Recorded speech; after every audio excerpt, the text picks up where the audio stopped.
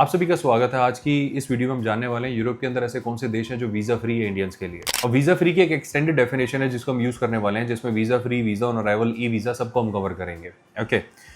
और साथ में हम जानेंगे दूसरे प्रोविजंस।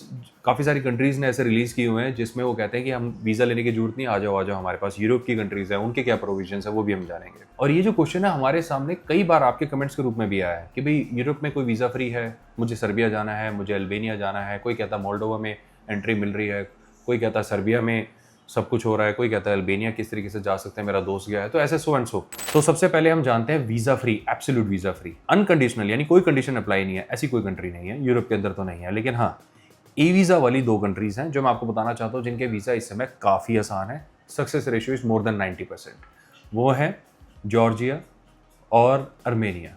अब कुछ लोग इसमें डिसएग्री कर सकते हैं, वो कहते हैं कि भाई एशिया का पार्ट है, वो एशिया का पार्ट नहीं है। अगर आप अपनी ट्रैवल हिस्ट्री में जॉर्जिया और अर्मेनिया लिख भी दोगे, वो एक ऐसे एरिया में आता है जहाँ पे आप कह सकते हो एशिया और यूरोप का फ्यूजन होता है आपस में, लेकिन वो कल्चरली और लिंग्विस्टिकली वो सब कुछ यूरोप के नज़दीक है, वो देखने में भी यूरोपियन लगते हैं।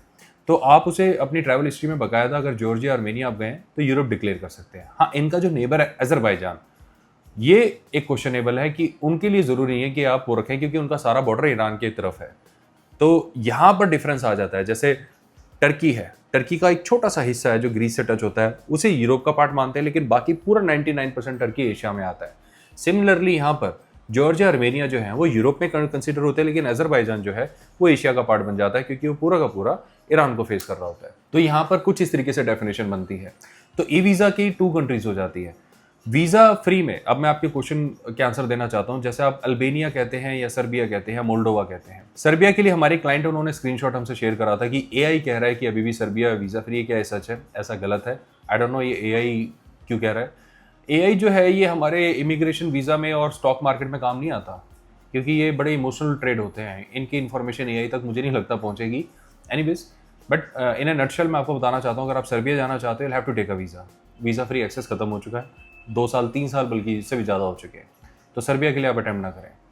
दूसरा अल्बानिया आ जाते हैं। यस, अल्बानिया में अब दूसरा पॉइंट अल्बानिया में आ जाते हैं। अल्बानिया ऑल्दो कहता है कि आपके पास अगर शेंगन वीज़ा तो हमारे देश में आओ, लेकिन ऐसे कुछ एपिसोड्स हमने भी देखे हैं जिसमें क्लाइंट्स के पास अच्छी ट्रैवल हिस्ट्री थी बट वो शेंगन कभी नहीं गए और उनको अल्बानिया में पूछताछ के बाद जो है एंट्री मिल गई।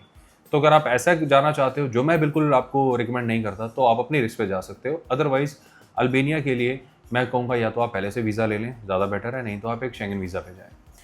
इसके बाद मोल्डोवा पे आ जाते हैं, जो आपके क्वेश्चन है। मोल्डोवा का पूरा का बॉर्डर यूक्रेन के साथ शेयर हो रहा है, जहाँ पर लड़ाइयाँ चल रही हैं, तो मैं वहाँ का रिकमेंडेशन नहीं दूंगा। वो वीज़ा फ्री बिल्कुल हो सकता है, मैं मना नहीं करूँगा, हो भी रहा हो, नोबडी कैन से, लेकिन मैं आपको बिल्कुल रिकमेंड नहीं करूँगा कि वहाँ पर आप जाएँ। ऑलराइट, तो मोल्डोवा को आप अपनी लिस्ट से फिलहाल के लिए निकाल दें। मैं ये नहीं कह रहा कि मोल्डोवा में लड़ाई हो रही है, लेकिन Moldova is prone to it. Transnistria एक छोटी सी स्ट्रिप है, Transnistria, if I am spelling it correct, वो रशियन रेबल्स के कब्जे में है। वो यूक्रेन और मोल्डोवा के बॉर्डर पे है। तो ऐसे एरिया में क्यों जाना है? तो मेरी आपको राय नहीं है। अब नेक्स्ट पे आ जाते हैं कि भाई और कौन सी कंट्रीज़ है जो वीज़ा फ्री हैं। अब यहाँ पर आप देखोगे मॉन्टेनिग्रो, बुसान, इंक्लूडिंग मैसेडोनिया, ये सभी कंट्रीज़ कहती हैं कि भाई अगर आपके पास शेंगन वीज़ा आप हमारे देश में आ सकते हो। और सभी कंट्रीज़ कहती हैं कि अगर आपको हमारे देश में आना है तो हमारी एम्बेसी से कॉन्टैक्ट करें कि आपको वीज़ा मिलेगा या आपको शेंगन वीज़ा पे आना है।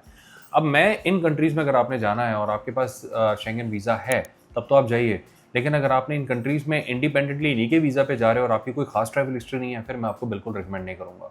तो वीडियो का बॉटम लाइन ये है कि अभी के लिए जॉर्जिया और अर्मेनिया आपकी बेस्ट बेट है। इसके अलावा बहुत आसान है वीज़ा, अगर आप अप्लाई करेंगे इस वक्त बेलारूस का, दैट इज़ क्वाइट ईजी, मिलने के चांसेस आर वेरी हाई।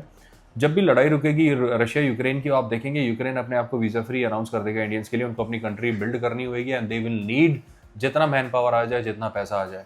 तो अगर आपने यूक्रेन जाना है तो उसके लिए एक बहुत अच्छा टाइम आपके पास आने वाला है, लेकिन उसके लिए आपको वेट करना पड़ेगा। इसके ऊपर कंसोलिडेट इन्फॉर्मेशन एक वीडियो के थ्रू हम फ्यूचर में अपलोड करेंगे जो आपको बहुत अच्छी गाइडेंस देगी।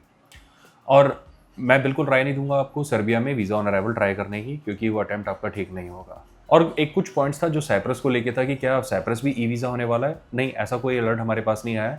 साइप्रस कोई ई वीज़ा नहीं होने वाला, ना ही वो वीज़ा फ्री है, ना ही वो ई वीज़ा होने वाला है। बल्कि इसके कॉन्ट्रेरी हमारे पास इन्फॉर्मेशन ये है कि साइप्रस भी शेंगन का पार्ट बन सकता है आने वाले समय में। तो जब भी ऐसा होगा हम आपको बताएंगे।